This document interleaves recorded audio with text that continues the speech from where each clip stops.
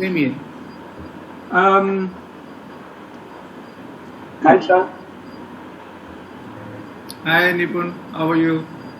Yeah, fine, sir, but I cannot pick on my camera because I'm traveling.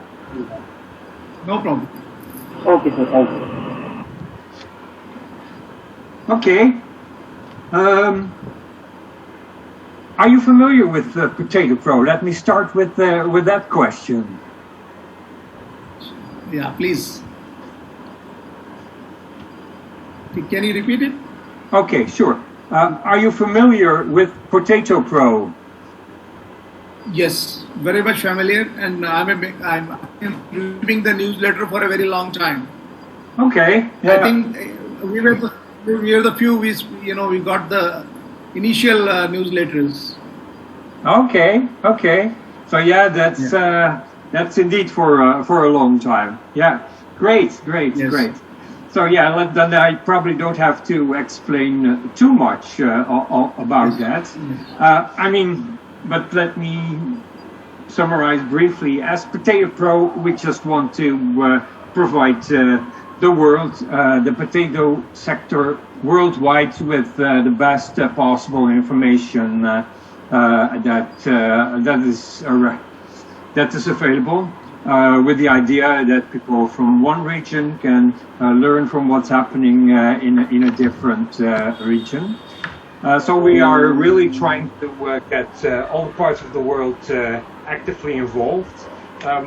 We've been looking after China to see if we could get some traction there. That wasn't that easy, but we have some readers now in China, as well as it is, of course, the largest potato producer worldwide.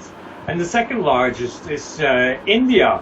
Well, we do have a lot of readers from India. In fact, if you look at our subscribers, India is the second largest country in numbers of subscribers to our newsletter, after the United States. But given the fact that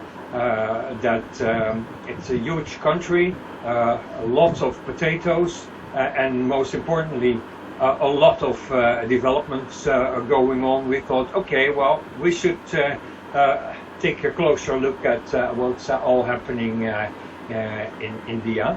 And then we had the opportunity to get no less than 3 MBA interns from SIIP, Nipun, Niveja, and Shivani. We thought, okay, that's the ideal opportunity. So we're now really taking a closer look at what's happening in the sector. And well, as your organization plays a major role in the sector as well, we thought it would be good to reach out to you and to establish a little closer contact, and see if we could learn from you what we're still missing, and how we could do even better in the Indian potato sector. So that's a bit the background of why we're reaching out. So can you tell me a bit more about what you are doing? We started. Yes, we had a problem in India in 2000, year 2000. This was one of the biggest gluts year in India, 2001-2. Yeah. And that was a time when I was given the responsibility to stabilize the prices, and I was in Punjab, and I was associated with the Chief Minister Office of Punjab government. Okay. So there was a problem. There was a big protest by the farmers. So I accepted this challenge, and within 20 days we stabilized the prices.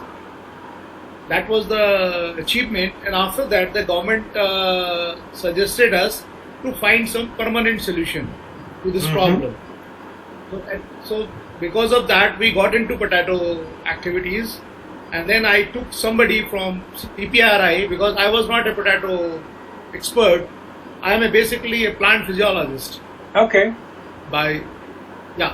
So I was working on tree physiology in Himalayan region. So Okay. then I started working on potatoes. So I took one CPI joint director, Dr. Jagpal Singh, who retired from there, and I took him on the board. And then we both started working together. Okay. And then the journey continued. And by 2003, I was able to convince the government of India to set up for potatoes. So we were instrumental to set up potato export zones, and I broke the ice by exporting potatoes to Sri Lanka and Dubai for the first time during 2001-2. And after that, we opened further markets like Singapore, Malaysia, Philippines, and finally in 2009 Russian market. Yeah. And but somehow in India people, they have the mentality to do some shortcuts. So because of that, the Russian government, they imposed restriction in 2010, and Okay. it was closed. Now last year again they approached me. I have some access to the Ministry of Agriculture. Even 12th July I had invitation to attend a meeting in Moscow, but I was not well because of this COVID infection. I got infected in April. Oh, So I God. said, no, I cannot come. Yeah, it was a horrible situation. I survived. It was very difficult. Oh. So I said, no, I can come in August. So I'll be traveling to Moscow for a meeting with the agriculture government of Russian government. Again, we are negotiating to open up the market for Russian. And then we have some opportunity in a country called Abkhazia. Okay. So we thought maybe we promote potatoes there because they have given us 22,000 hectare land in Abkhazia. So I thought if we are able to do the captive production of potato in Abkhazia, that can be exported to Russia, because potato supply chain from India, it does not work very well for the Russia. So I thought, let's find out some nearest place where we can handle it. Oh yeah. Yeah. So this is in the offing. And then for Indian market, I was dreaming to take into the global leadership to become number one in the world, beating China, maybe by 2025. I don't know whether it will happen or not, but it's daydreaming for me. That's And, that is quite a challenge. Yeah. Yes, and I'm working on it. And you know, we were third when I started working for potatoes in 2000. India was at the third rank, rather frank. And then it came to third, it came to second, and now it will be first in 2025. Great. Yeah. And then I was negotiating with some companies in Canada, in Manitoba, for this seed business, some Dutch companies, because India has serious problem of the seed. We Mhm. require about 2 million tons of seed, and we don't have even 100,000 tons seeds are not available. About 1,500,000 tons of seeds are available, but we have a huge requirement if we talk about the good quality certified seeds. Yeah. So that is another target I'm focusing. I'm looking for a good collaboration for producing seeds in India. That's one area. I negotiated with some companies in Germany, and I also negotiated, spoke to European Union. There is a company you must have heard, Agropa. We signed a contract in 2003 with Agropa in German. Aquapar. Okay. Yeah. No. Yeah. So, but somehow the European Union, they put some restrictions, and they wanted some this disease-free area. So government of India was asked to do that, but somehow they have not done it so far. So once we develop a seed-free, disease-free area, so we will be able to export to Europe, because in Europe when they have the requirement, they have the potatoes. So we have the fresh potatoes because they don't have the habit of eating, stored potatoes. Yeah. So we can have a match with the European countries for the fresh supply of the potatoes. Okay. Yeah. So this is what we have been doing. And another area is now the processing facilities in India. Mhm. If you see the data in 2000, you will find there were hardly any processing facilities. Yeah. And people used to say no, but now where from it came, it is available. A lot of units are coming. So that is a good development in India for promoting good processing facilities. And another issue is to promote potato consumption promotion. When we started working on potatoes in 2000, it was 16. Now it is 21, 22, 23. It's like that. So if we are able to take the potato consumption to 50, I think then we don't need to go for exports and all. It will Yeah, be you eat it all yourself. Yeah. So this is what I am planning, to increase the consumption and to increase the production. So area expansion is not a problem. As far as the China is concerned, China has 3 times land than India has. But Yes. India has twice the arable land than China has. So we are stronger than China as far as the arable land is concerned. Well, yeah, I think you're right, because China has, of course, a lot of land, but much of that is desert, and of course, a potato can grow after in rather dry conditions, but well, you still need some water. Yeah. And so arable, we have more arable land as far as India is concerned with reference to China. So we have a little edge over them. But we lack we have some problems, like we don't have large holdings. So mechanization is a little problem in India. So this is where we are working. How can we introduce small equipments for mechanization? So that will take us toward global leadership if we are able to do that. Because and then another problem is the stuffing of vessels. Indian ports, they don't have the facility to stuff the vessels, because by using the containers you can't export so much volume. Okay, yeah. Because I got a contract from Russia for 100,000 tons potato export, but I could not do that. I only could export 16,000 tons because the availability of the river containers and the movement of the containers was very, very difficult. So that is another area where I am pursuing with the government of India to develop some port where we can have river vessels, 5,000 tons, 10,000 tons can be stuffed. That will take India for the larger exports from India to countries like Russia and other countries. And then the supply chain will be organized. So these are the few issues which we have, and we are trying to address them. Well, you've set yourself a number of ambitious goals. No lack of vision there. Great. Yeah.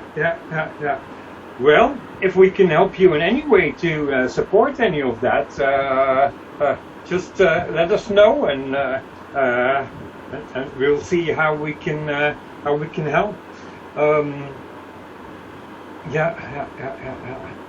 Yeah, one of the things that we're looking at right now is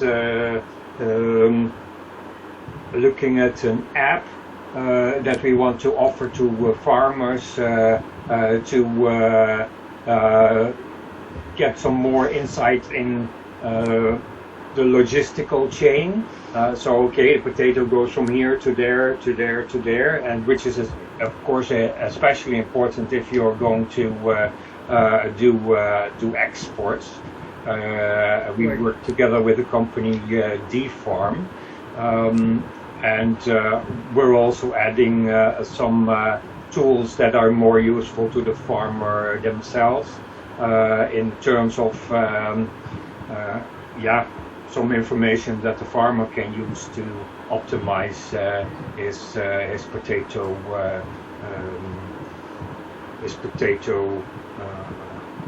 cultivation there. So yeah, that's something that's still in the pipeline, and we hope we can offer that to farmers at no charge down the line. Yeah. Well, it is to have some relationship for the technology dissemination with your organization or with Canadian companies. And I was in touch with this commercial consulate in India, Miss Sudha Kaista, I don't know. So a couple of years back I opened the discussion with her, and this is the area where we can have the technology dissemination is a one opportunity which can happen. And we have a company called Indian Potatoes Limited. This company I'm trying to convert into a large farmers company where we want to have all the small marginal farmers as stakeholders, so that we can have integration with them for their entire hand-holding to them. This is what I am planning now, and probably next month we plan to launch this activity by taking farmers in conference. Yeah. Okay. Oh, So we'll be happy to associate with your platform, and we can be helpful to provide you the bigger canvas in India to paint nice, beautiful paintings. Yes. Yeah, love to. Yeah, that sounds like a great opportunity, because I mean, from where we are sitting, the seed potato industry is fairly clear to us. We know the main player and have a good idea of what's going on. I mean, what we're doing right now has even contributed more to that. I mean, it's interesting to see that industry is definitely growing fast, actually, at this point, I would say. And on the other end, the processing side, I mean, yeah, those are to a large extent familiar players, as they're present around the world, and of course a lot of homegrown players too. But they're fairly familiar with us, to us too. But they're the middle parts, all those small farmers. That is real hard for us to see what's all happening there, and how we can reach them to provide them information, or to find out even what they need in terms of information. But it looks like you're going to bring that together for us quite nicely then. Yeah. And there is another opportunity in India. The Japanese are looking at India for organic potato import from India. Okay. So recently this Okaya group approached me, and they are trying to establish some relationship with us for long-term potato export from India to their company, and they are already operating in 35 countries with the Okaya food division. So they are also discussing that. We already had 3 meetings with the managing director. They came to India and we had discussions. So that is an opportunity now with the investment in India for processing sector, as well as the fresh potato export from India to Japan. But they want organic certified. Yeah. Yes. Then you get a whole bunch of certification and things like that. So how large is the organic potato cultivation in India, and where is it located? Because there's probably a number of areas where, due to the extensive disease pressures, it's not even feasible to do it. In the north, so are you thinking in the north? I think at the moment it is very scattered areas and very small quantities of But Gujarat can be one option. Okay. Yeah. Because the areas where potatoes are not being very popular, in those states we can pick up small areas initially, so that we can control the contiguous areas like few thousand hectares, or a new area which we can develop based on the agroclimatic conditions. Mm-hmm. We can introduce absolutely new area for potatoes, so that there is no existence of the existing diseases. We can't go to the area where it is already going on, because they have a bad practice in India to use the contaminated seeds also. So, and then soil-borne diseases, they will keep bothering, keep troubling. So I am trying to identify a fresh area, new area, but suitable for potato growing. So this is what I am trying now. And I hope I will be able to do that by next 15-20 days, because I am trying to catch the coming season of October. Okay. Oh, that's that's short days then. So, are you also looking for specific varieties that are very suitable for that market? I mean, if you're talking about organic potatoes, well, I mean, in Europe they come up with a number of new varieties that they are breeding specifically for that purpose, and that's only, well, that's still in a rather preliminary stadium even in Europe. Does the CPRI have varieties that are very suitable for organic cultivation? Or are you looking to bring in new varieties specifically for that purpose? I'm looking for the new varieties, and I'm talking to the International Potato Center because it is being headed one of my batchmates, Dr. Singh, USA. He was my batchmate. We studied together in Pantnagar. Oh, okay. Yeah. Okay. Yeah, of course they have good varieties for that too. Yeah. Oh, that's a great opportunity. Yeah, that makes a lot of sense. Yeah. Well, interesting to hear about all that. If you have any news items on any of that, either your the long-term goal or the realization of any of it or any part of it, like the launch of this India Potatoes Limited. I mean, we would love to do a news item on that. I'm not sure whether you make any official press release, but even if you don't, if you can give us some materials, we'd love to. We can do that because we already have an agenda to start a wall magazine. So what we want to set up the stand in every village where we will have a wall magazine. We will print 4 pages of newspaper and paste at those walls, which will be supported by the government. They will provide the stand. So every month there will be a 4-page, one-sided printed wall magazine. So that is one area where we are working, and then we can of course circulate e-news letters as you have been doing it. But here we have to do it in Hindi. So we have a team, they can translate whatever you send me in English, we will get it converted and we can do it together. Hindi. We do have we have a number of people in India working for us now. I'm not sure exactly what language capabilities we have nowadays. I've seen a lot of language names that I didn't even know existed. I mean, we can do the bilingual Hindi and English languages. We can have the same, because most of the farmers in India, hardly maybe 2 to 5% maximum, they will be read that in the English. So, but especially North India, because most of the potato growing areas are in the north, like UP, Bihar, Madhya Pradesh, So these areas are Hindi-speaking areas. We do have our site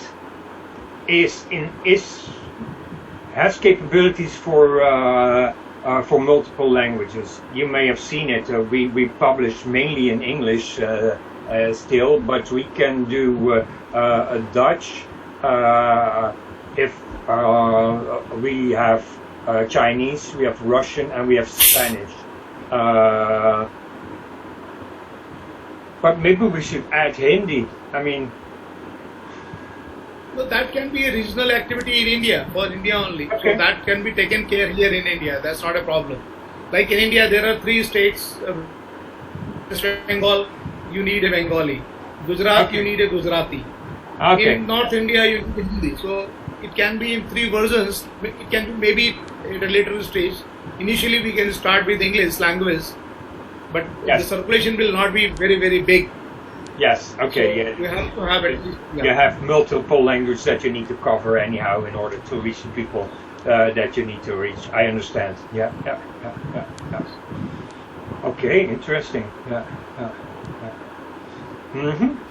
Yeah.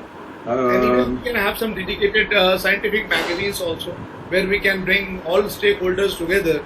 It can be a popular magazine come journal also, because in India all the stakeholders, they can be together. Like in Africa, you must have seen those African magazines where people wait for those magazines, sensitivity for that, so that people, they have their all requirements together, can be sorted out. Like where you want to sell, you want to buy, you want to have technology, you have knowledge, we can put columns. So we have already done it. I will send it to you. We have done a prototype for that. What columns it will be covering the aspects. So that also we can look into. Yeah. Well, I'd really like Can to. be done in, Really like yes. to see if there's if we can share some material, or if you say, okay, yeah, this is here, and feel free to share it on a wider platform. I'd love to see what's possible there. I mean, we're always looking for content that's relevant for the sector, and we're looking for materials that we can, and we're looking for an audience. So I guess there must be some opportunities there. I think, yeah. And moreover, we are a group of people who are from scientific background. And in India, there is a National Agriculture Science Academy. So we have an understanding with them. The people who are NAS fellows, they are available for us to support us, to assist us wherever there is a technical resource material required. Any issues comes, so they can work for us for 2 days, 5 days, 4 days. So we don't have to hire expensive professionals for a long time. So it will be need-based. So we have a philosophy. We have a philosophy, need-based association, activity-based remuneration. So we don't have to bear huge cost of those heavyweight people. So we have a very large human resource available with us. Lean and mean, yeah. That's how we do it too. I can totally see that. Yeah. Okay, yeah. That's very interesting to hear. Yeah. Mm-hmm. And so that's already happening in fairly short term. Okay, well, I really look forward to see what we can do together there. I'd like to see some of those magazines as you are as you're making them to get an idea of what's being. I'll send you a write-up. I'll send you a small note giving you the the columns which we want to cover under those wall magazine and as well as the journal. I will send you that.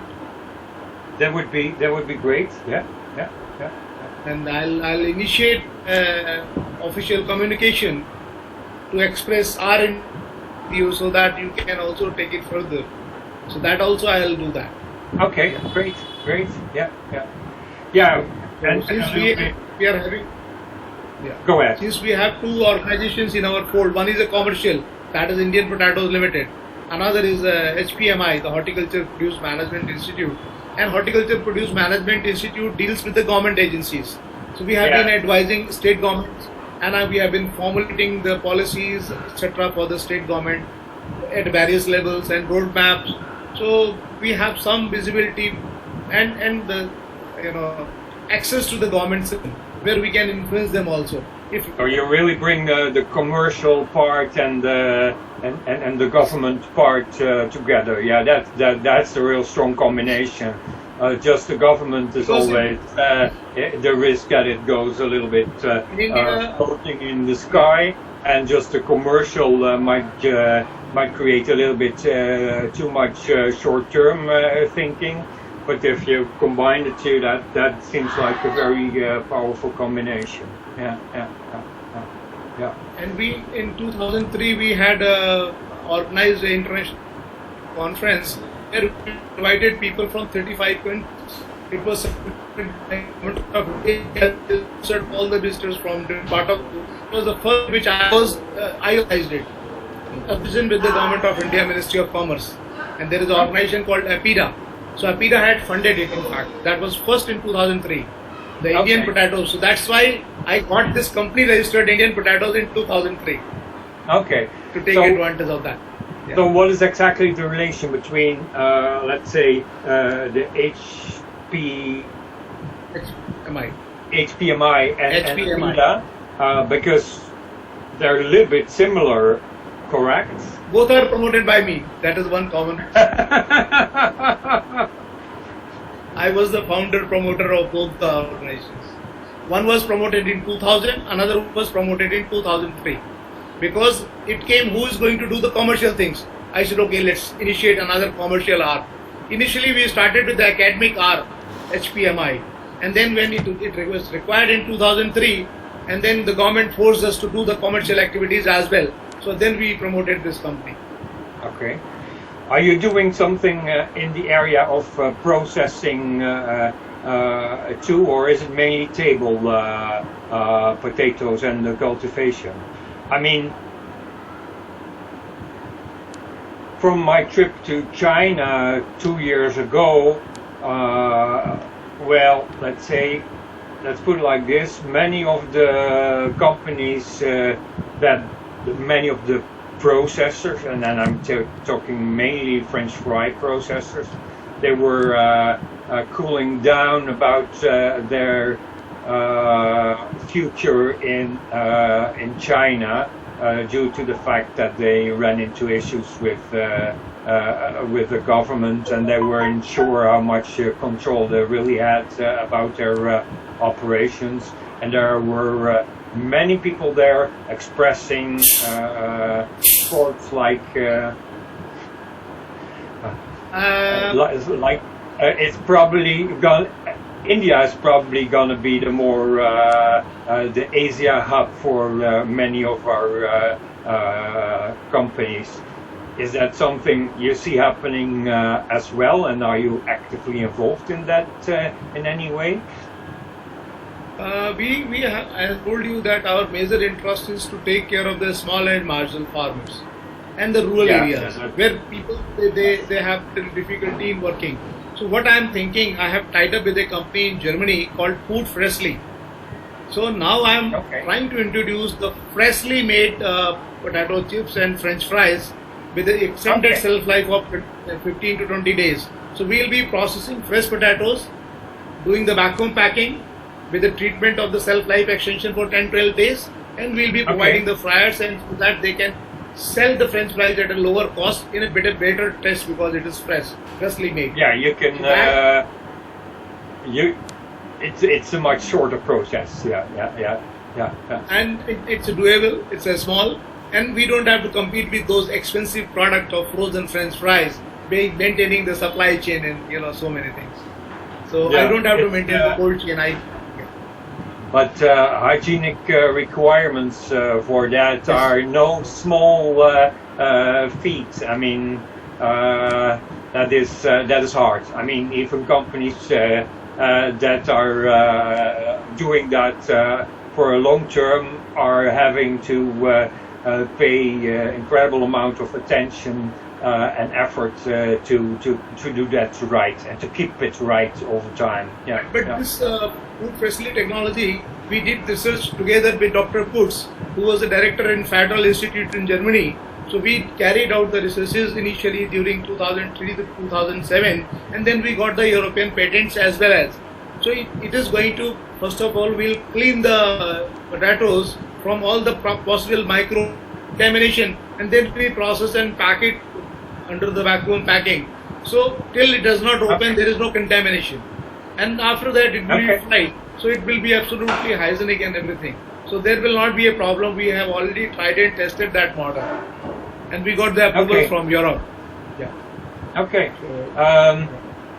Actually, we've had some inquiries from India of companies who want to make such a type of product, and were asking us for the equipment and setup required. And I must say that at that time I had a few question marks whether they knew what they were getting into. Would it be a good idea to connect them to you? Yes, we can take care, because we already plan to do that very soon. And we are working for a long time.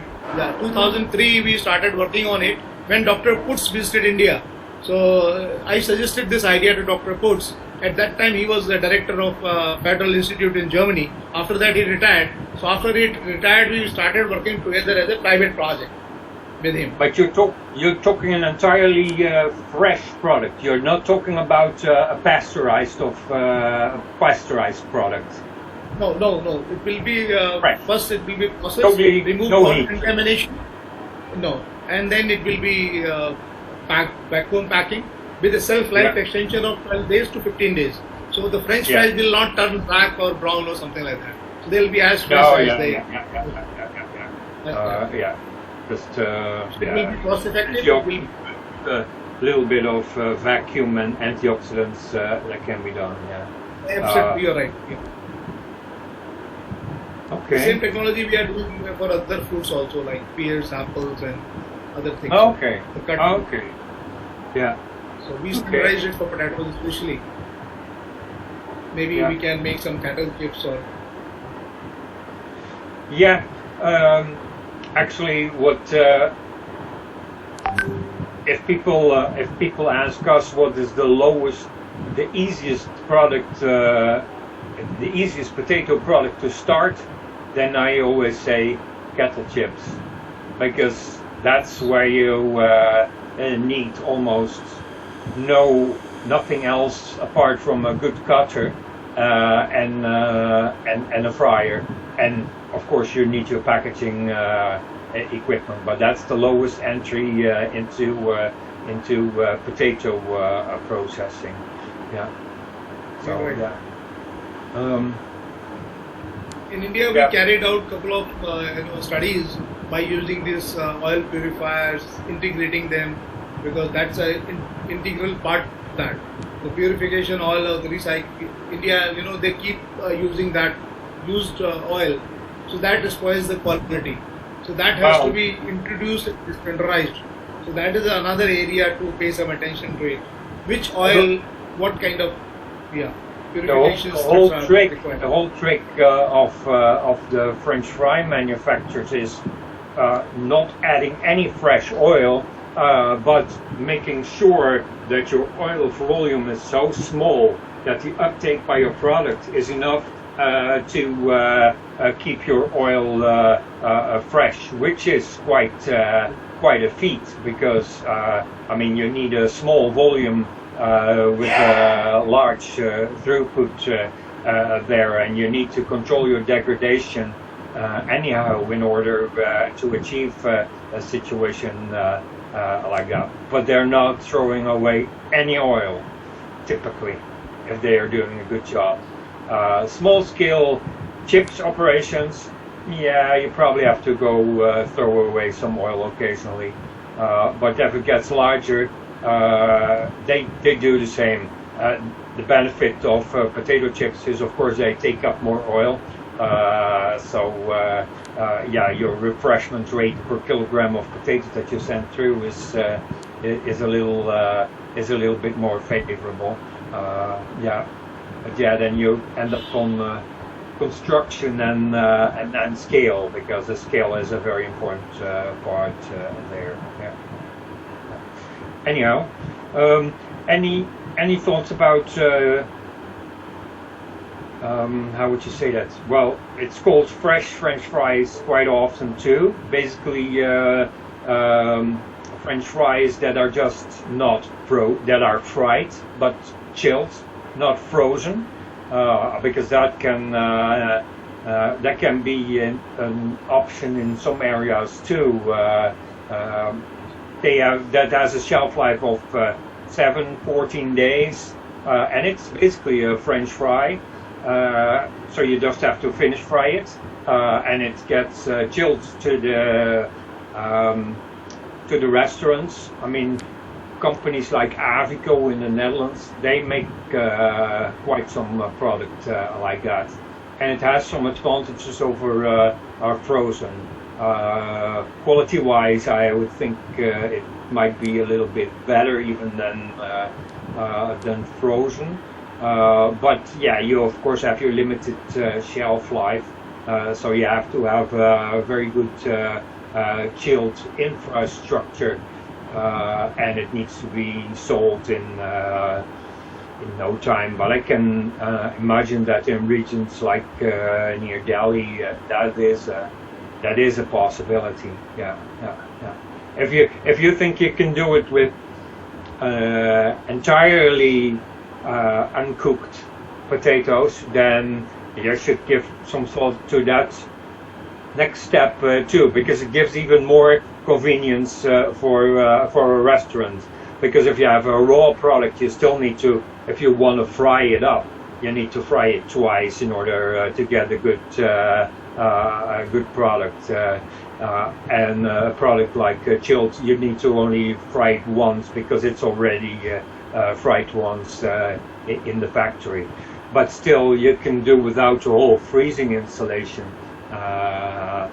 so it saves on the investment.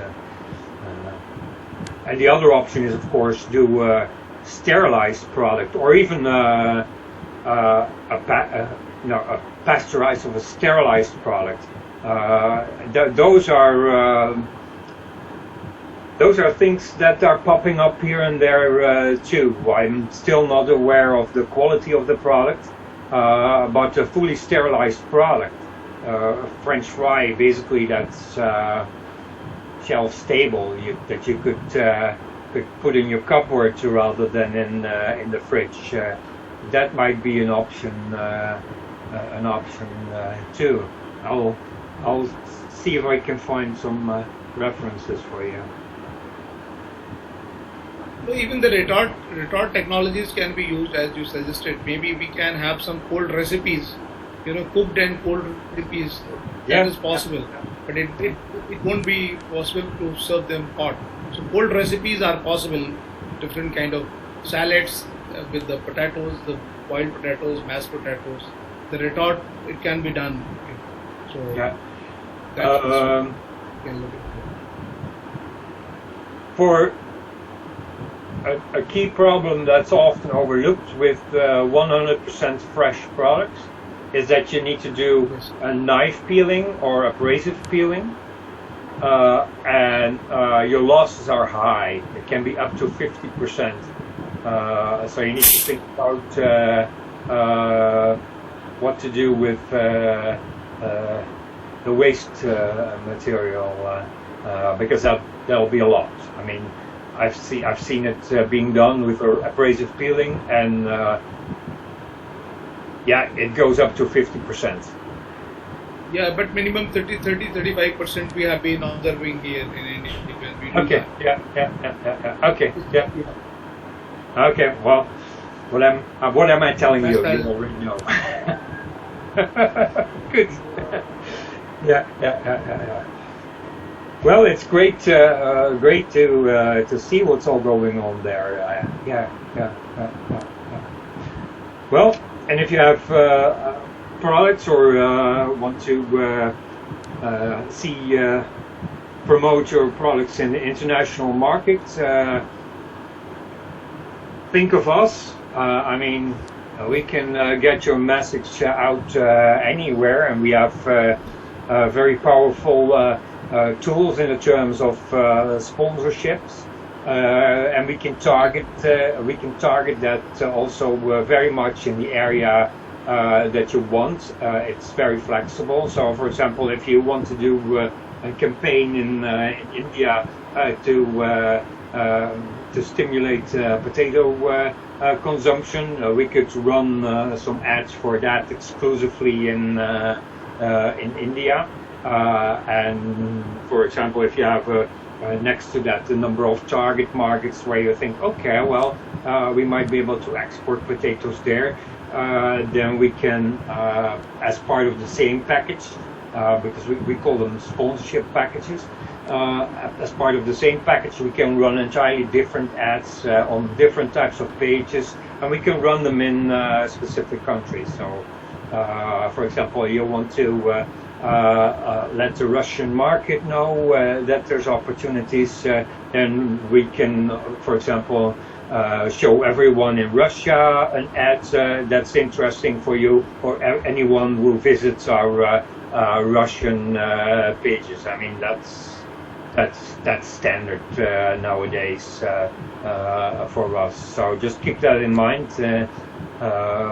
Sure. As an option at some point. Yeah. Sure. And we are also looking for some technologies, opportunities of some innovative technologies developed in Canada. We can also introduce in India if they are commercially feasible. That's also an area where we are looking. I'm very much familiar with any manufacturer of equipment, and I know their specific strength. So if you're looking for anything specific, just let me know, and I'll have to help you find a suitable partner. And that's not in any way limited to Canada. I mean, part of my research life on potato processing is back in the Netherlands, which has actually helped me quite a lot with the establishment of PotatoPro. In fact, it was, well, I noticed that things back in Europe that are familiar there were not at all that familiar in North America, which is triggered for me the idea of, wow, okay, why don't they know that? They should know what they're doing on the other side of the ocean, and they should learn and at least compare what they're doing and get ahead of that. And that's actually what's at the root of PotatoPro in many ways. Yeah. Okay, well. Yeah, let's make Anything this. from other participant? I said anything from other participant? Any question from anybody else? Nipun, No, Shivani. nothing from my side actually. It was great. Thanks for getting the speaking. Yeah. Actually, I am also traveling. That's why I couldn't switch on my camera.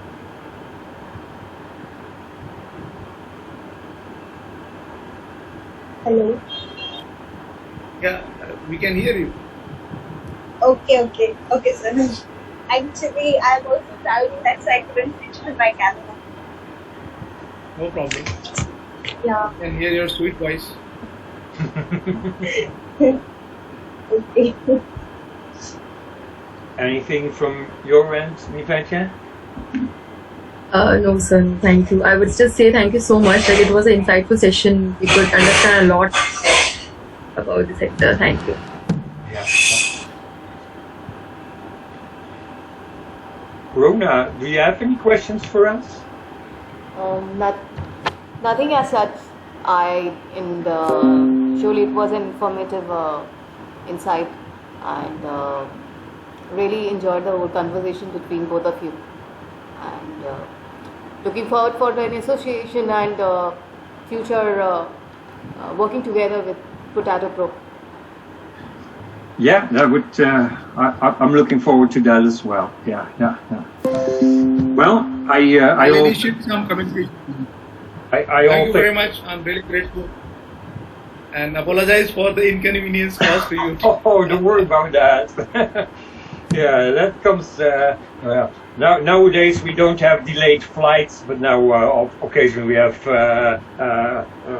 trouble with internet connections. Yeah. That's actually quite way more easy. Less inconvenient than a flight that doesn't go. Yeah. So wonderful interaction, wonderful discussion. Thank you very much, and we'll take it further. Sure. And we'll go a long way together. Yes. Looking forward to that. Have Thank a you, nice sir. day. Thank you, sir. Thank you, sir. Thank you, sir.